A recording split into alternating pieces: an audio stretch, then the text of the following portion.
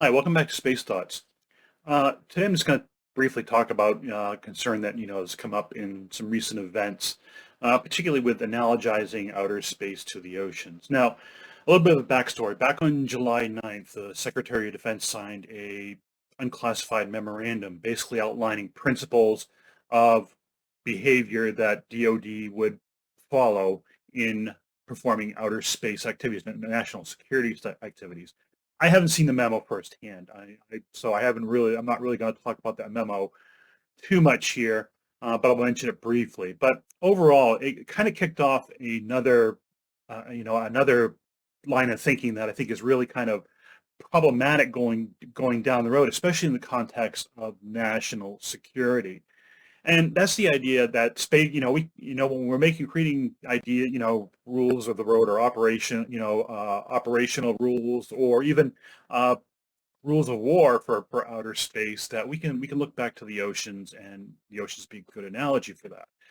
I think it's very problematic for the simple fact that the ocean that and comes down to the fact that space is a very unique domain. Now, I'm not going to go into detail about this too much, but I'm just going to gloss over it because I am writing an article about this that should be published probably sometime later next week. But I'm just going to gloss over some of my concerns. But I wanted to show you the article, and this came out actually last week, and I just saw it yesterday, and I was a little bit perturbed by it because General Dickinson, who's the head of U.S. Space Command, was basically been doing a lot of talking about these tenets of responsible space behavior that July 9th memorandum outlined, and started acknowledging the similarities to the sea. Again, this is problematic because, like I said, outer space is its own unique environment. It's really not comparable to the ocean. And in fact, really, if you want to compare out, if you want to analogize outer space, you're better off doing it to Antarctica, because the Antarctic Treaty of 1959 was used as a template for the Outer Space Treaty. But my concern is, I think right now that U.S. Space Command, DoD in particular, is reaching from some way to create order in what some people apparently consider disorder in outer space, and they're reaching for the one thing they're familiar with, the ocean. Well, that's great, and I've been doing the space law thing for 20 years. I was thinking about this back in law school when I wrote my first paper on space law, and ever since then I've been thinking about these issues for a long time. And I got caught into the maritime law, the ocean's trap itself, and it's very easy to do because the ocean is a very attractive domain to look at in terms of, hey, I need to create some sort of structure for legal structure for outer space. Hey, let's go back to what we know about on the Earth, and that's fine. But again, outer space is different than the oceans or any other terrestrial environment on Earth, save probably it's most comparable to Antarctica. My problems here with Spacecom basically going and analogizing it to the ocean, and I don't know if this is related strictly to Spacecom or whether or not this is an overall DoD policy. I'm not that plugged in, so I don't know what their actual thoughts are. But my concern is that instead of using the ocean as a stepping stone to get into the idea of creating structure for not only outer space activities, but also when it comes to operations, that they're going to use the ocean more as a crutch than a stepping stone to actually stepping off to something greater. In other words, basically saying, you know what, we don't understand this environment, so we're going to analogize it to an environment we do know, that has hundreds of years of experience and law and accords and custom and treaties. So we're just going to try and superimpose that onto space. And I think that may be a little bit hyperbole, but I think that might be the line of thinking. It'll be easier to copy and modify something we've already done versus starting from scratch and really look at this with fresh eyes. And I think that's a mistake, just because a simple fact: outer space is different. It's not the oceans. And if we talk about military operations, if you're going to start comparing outer space to surface warfare, I mean, there really are a lot of incongruencies. I mean, I think probably the biggest concern is there were war games last year, and this just came out, and General Hyten actually talked about this in an article where basically the U.S. lost because the adversary knew our operational capabilities, and they basically adapted to them and overcame our forces.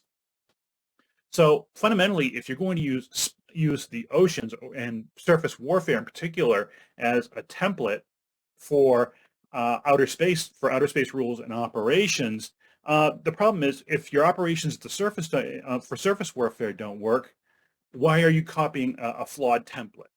And again, my big thing is you've got to approach outer space from a very unique standpoint. I mean, it's you just got to basically it's got to be a blank sheet, in my opinion. You can go back to maritime law and look at it for maybe some clues. In fact, there are some things in the outer space treaty that are kind of analogous to customary international law.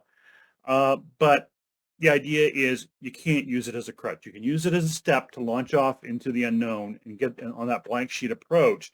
But really, this is going to take a whole new effort of basically taking a blank piece of paper and start writing a new doctrine. In my opinion, again, this is my opinion, and I'm basing this on what I know, what I've read in the media and what I've seen, in just what's been going on. So I think this is very concerning. I mean, it's just really. It really bugs me, especially the whole idea of potentially using surface warfare as a model for uh, military actions in outer space. I mean, personally, and this is and I got to credit this where credit is due. Admiral Bernacchi, who is the commander of J5 Policies and Planning in Spacecom, basically came out and he's a submariner. He used to captain an attack submarine, and he's also the commander of a submarine squadron. He uh, he came on and basically said, you know what, space is more like submarines, and he's exactly and I thought that was just an absolute brilliant analogy.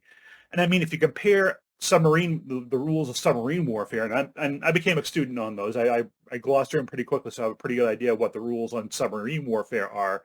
And you compare them to surface warfare, they're vastly different in that in submarine warfare, there's a lot more gray. There's a lot more uncertainty. And I think looking at that and comparing to outer space, Admiral Bernacchi is absolutely correct. Outer space is just like that. There's a lot of uncertainty, and there's a lot of gray, and we just, we just don't have all the answers yet. But that doesn't mean we can, basically photocopy the rules that have been, in place for hundreds of years for what happens on the surface of the ocean and apply them to outer space. Now, really, this is a quick and dirty explanation of why I think this is a bad idea. The article I'm writing will be published probably at the end of next week, and it'll go in a lot more detail. It's going to be a pretty short article, but it'll flesh this whole idea out a little bit more. I did write a blog post many years ago about comparing the outer space to the oceans, and that was in the context of space resources. And I believe that was back in 2015, 2016 that I wrote it. I'll post a link to that in the description, and I'll also post a link to this article here that I have that I'm pointing to right now. So I guess what I want you to get out of this is space and the oceans. They're completely different. They're really completely different. You can use the rules of the ocean or the methodologies, the structure that's been developed over the ocean over hundreds of years as a stepping stone or as a bridge to outer space, but you can't use it as a crutch, and you can't just superimpose that template onto the onto outer space and hope that it works. Because both from a legal standpoint and a warfare standpoint, it's just not going to work. And personally, I'm a little bit concerned and hoping I'm reading more into this than there actually is.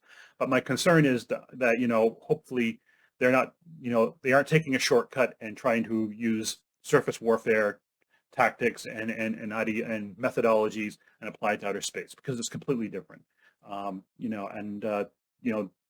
Except I mean, I would agree with submarine warfare, because submarine warfare is a whole different ball of wax altogether. So that's what I have for you today. Again, this is something that really bugs me a lot and really concerns me. Hope I'm wrong on it. I could be wrong, but I'm just giving you my input on what I have with the available information. So anyways, until next time, be safe.